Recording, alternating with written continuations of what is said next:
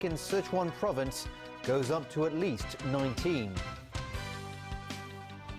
They will be met with fire and fury like the world has never seen. Donald Trump gives North Korea a stern warning amid growing nuclear threat from Pyongyang. And a car slams into soldiers in a Paris suburb.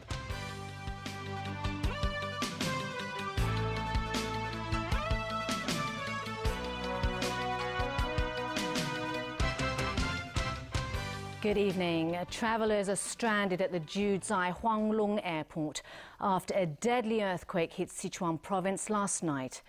Meanwhile, the Immigration Department has so far received 39 requests for assistance. As Caleb Leung reports, the quake left at least 19 people dead and 247 injured. The 7-magnitude earthquake struck Sichuan province at around 9:30 Tuesday night.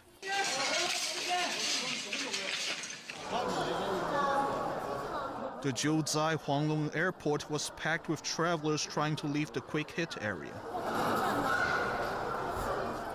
However, a lot of them were stuck at the airport as most of the flights were delayed. The intercontinental resort Juzhai Paradise, a hotel frequented by Hong Kong tourists, was severely damaged. A traveler says some hotel residents from Hong Kong were injured during the quake and they were taken to hospital for treatment. Meanwhile, helicopters were seen flying between the airport and the quake-hit area, carrying rescuers and supplies. Up to 2 p.m. today, the Immigration Department had received 39 requests for assistance from Hong Kong travelers or their families in Hong Kong. The families had lost contact with members traveling in Sichuan. The department has now located all of them. Meanwhile, around 40 people from 2 Hong Kong tour groups were at Go when the quake struck the area. Wing On Travel has a 19-member group staying at the collapsed intercontinental resort Juzhai Paradise.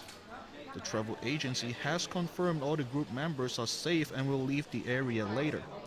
Sunflower Travel, meanwhile, says its tour group of 21 people has safely arrived at Chengdu. Hong Tai Travel Services also has 2 groups in Sichuan, one in Chengdu and one at Mount Emei. The groups have already finished their sightseeing at Go and will continue their travels in Sichuan.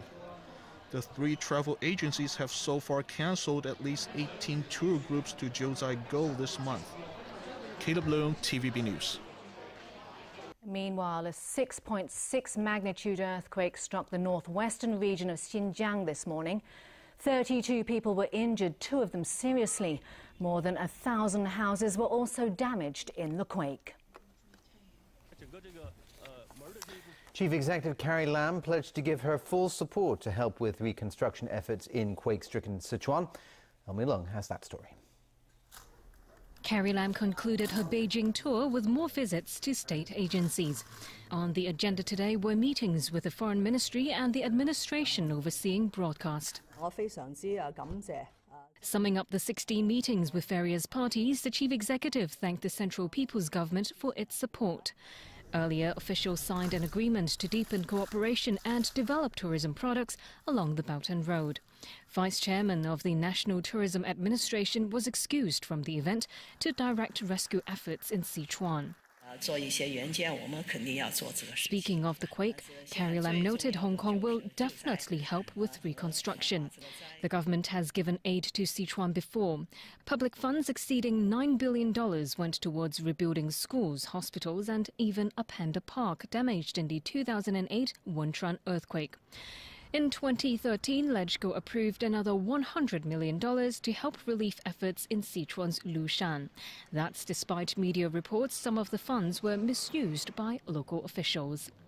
Elmi Leung, TVB News. Board members at a Tuen Mun primary school under fire for inflating the number of students enrolled there say the fate of its headmistress will be decided next week. The Education Bureau, meanwhile, says the case is now being investigated by the police. Hing Tak School was found to have 29 students on the class register between 2014 to 16 who had never attended classes. Some staff had complained to the Professional Teachers Union that the school inflated the number of students by registering non-existent ones to keep its subsidy from being cut for each reduced class.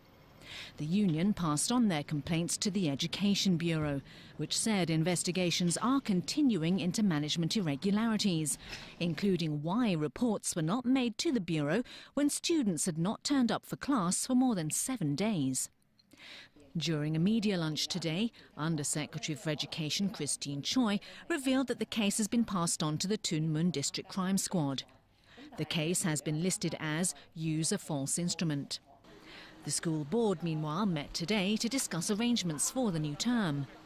A former teacher disputed headmistress Chan Jungping's claims that the shadow students had taken leave through the proper procedures and so could not be expelled.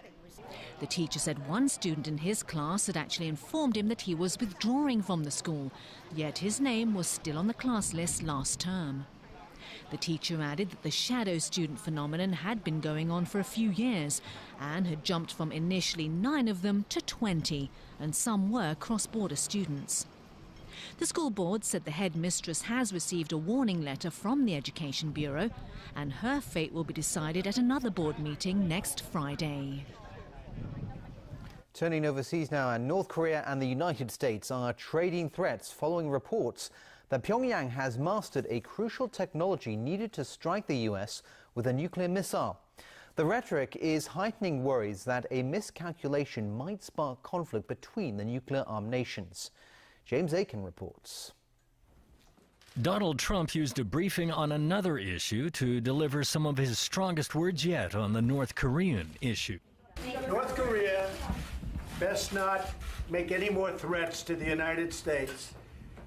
They will be met with fire and fury like the world has never seen.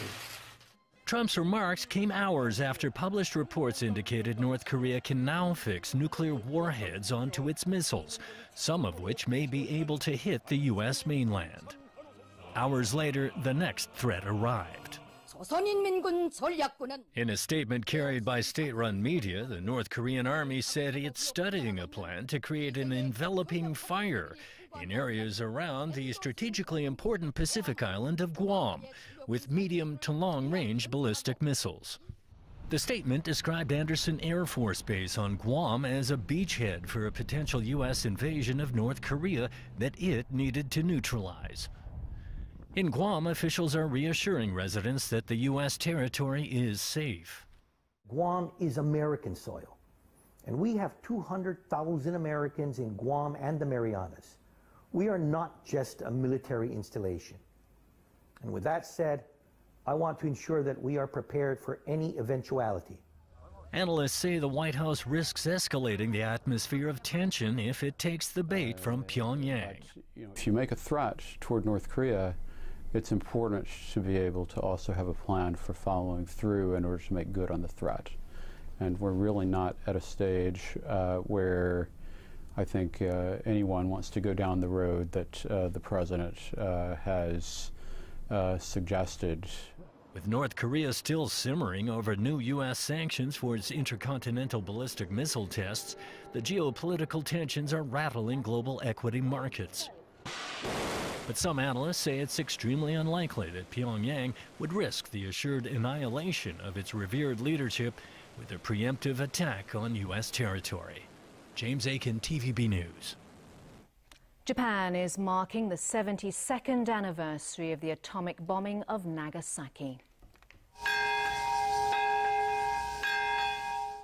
The commemoration is being held amid growing tension between the US and North Korea. Nagasaki Mayor Tomohisa Taue said the fear of another nuclear bomb attack is growing, and he urged nuclear states to abandon such weapons. He sharply criticized Prime Minister Shinzo Abe's government for what he said were empty promises about working to achieve a nuclear-free world. The world's first atomic bomb, used on August 6, 1945, killed 140,000 people in Hiroshima. The bombing of Nagasaki 3 days later killed 70,000 more. French authorities have launched a nationwide manhunt for a suspect who rammed his car into a group of soldiers on patrol in a Paris suburb. French officials say 6 troops were injured, 3 of them seriously, but all are expected to recover from their injuries. According to police, the vehicle was parked in an alley before it accelerated into the soldiers as they left their barracks to go on patrol. France's Armed Forces Minister says the driver is on the run and is being sought. The minister added the case is being treated as a suspected terror attack. Well, across the border in Belgium, a bomb squad found no explosives after a man who claimed to be carrying a bomb in his car was stopped by police in Brussels. Officials say there was no evidence the man was plotting an attack. The man was arrested after leading police on a car chase until they fired a shot at the wheels of the car to slow him down. The bomb scare happened in the district of Molenbeek, a poor area with a large Moroccan Muslim population and home to the Islamic State members who attacked Paris in 2015. Police say the suspect is from Rwanda but does not have a police record. And the egg contamination food safety scare in Europe could mean millions of hens may have to be culled. Millions of eggs have been pulled from the shells after they were found to contain dangerous levels of fipronil. That's an insecticide used to treat pets for fleas and ticks, but is forbidden for use in the food chain. Dutch and Belgian authorities say they've pinned the source to a supplier of cleaning products in the Netherlands. It's suspected fipronil got into the food chain after farmers used the cleaning products. The Dutch Food Safety Board raised the alarm about the contaminated eggs this week. Britain, France, Sweden and Switzerland have also been warned of contaminated eggs. Venezuela's new Constituent Assembly has assumed even more power by declaring itself the superior body to all other government institutions, including the opposition-controlled Congress. That decree came just hours after the Assembly delegates took control of a legislative chamber and put up pictures of the late President Hugo Chavez, who installed Venezuela's socialist system. The leader of the body said the unanimously approved decree prohibits lawmakers in Congress from taking any action that interferes with the laws passed by the new Assembly. Meanwhile, the foreign ministers of 17 Western Hemisphere nations have met in Peru to discuss how to force Venezuelan President Nicolas Maduro to back down. They condemned the new all-powerful superbody and reiterated calls for a negotiated end to the political crisis. Still ahead in the news. South African President Jacob Zuma survives a no-confidence vote in Parliament. The city's first 19-seat minibus enters service.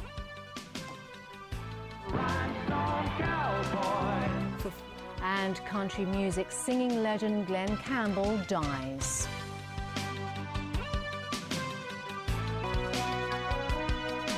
Welcome back.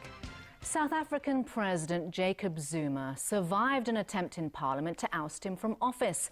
Still, he was left politically wounded as dozens of members of his own African National Congress, or ANC, voted with the opposition. Alan Buckner reports. ANC lawmakers erupted into singing and dancing in Parliament even before the House Speaker announced the vote in favor of Zuma. His 8 years in office have been dogged by allegations of corruption. After 8 previous no-confidence votes had been turned aside, the opposition was hoping this time would be different. Unlike the other attempts, this vote was by secret ballot.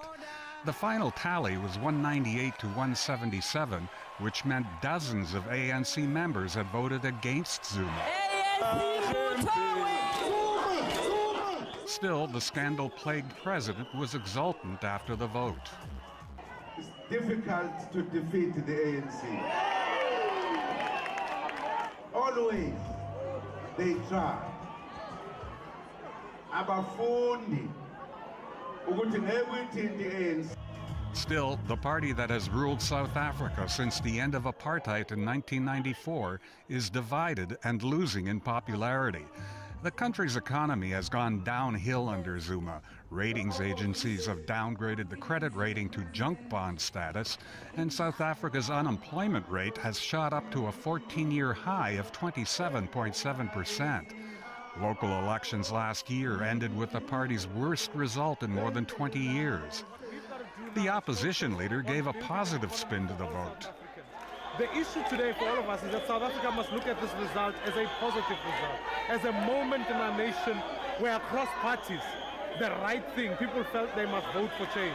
And even though Jacob Zuma may have just survived this motion, the journey towards 2019 has just begun.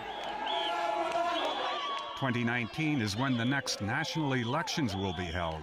South Africa's rand weakened by 1.5% immediately after the result was announced. Alan Buknia, TVB News. Elsewhere on the continent, in the Kenya national elections, President Uhuru Kenyatta holds a substantial lead with about 85% of the ballots counted. The 55-year-old Kenyatta had 54.8% of the vote, according to the election website, compared with 44.3% for opposition leader Raila Odinga. Polls before the election predicted a much closer vote. The 72-year-old Odinga, a former political prisoner, rejected the early results as fictitious and fake. He questioned why published results weren't accompanied by scanned copies of forms signed by all party agents. His reaction stokes fears that his disgruntled supporters could take to the streets in violent protest. Back locally, government prosecutors have asked the Court of Appeal to review the sentences handed down to 3 former student leaders. Joshua Wong, Nathan Law and Alex Chow were earlier convicted of unlawful assembly for their role in storming the government headquarters just before the 2014 Occupy protests began. Wong and Law were ordered to perform community service, while Chow was given a suspended jail sentence. The government wants jail sentences for the trio. Prosecutors today asked the court to consider the seriousness of the case, especially as unlawful assembly offences are on the rise. The court has adjourned its decision until next Thursday, citing major legal issues that require time to consider. The 7th and final police officer jailed for assaulting activist Ken Jung during the 2014 Occupy protests has been released on bail. Court of Appeal Vice President Justice Michael Lun released Detective Constable Kwan Ka Ho on $100,000 bail on the condition that he surrender all his travel documents and not leave Hong Kong. In granting the officer bail, Justice Lun cited reasons earlier given by the appeals court in releasing the other 6 officers. He noted that the appeals cases may not be dealt with for at least 6 to 9 months, by which time the appellants would have completed a major part, if not all, of their 2-year prison terms. The police officers were jailed in February. All 7 have been suspended from duty. Well, the city's first 19-seat minibus entered service today, and that bus runs between Tai Po Market Station on the East Rail Line and Tai Mei Tok near Plover Cove Reservoir. It can carry 3 more passengers than the average minibus after seats were installed in an area originally boarded off as luggage space. A second 19-seat minibus will begin serving the public tomorrow, travelling between Wong Chuk Hang and Aberdeen, and a third 19-seater on Friday, going between Hang Hau and Sai Kung. Turning overseas again, and Glenn Campbell, the affable superstar singer of Rhinestone Cowboy and Wichita Lineman, died Tuesday in his home in Nashville.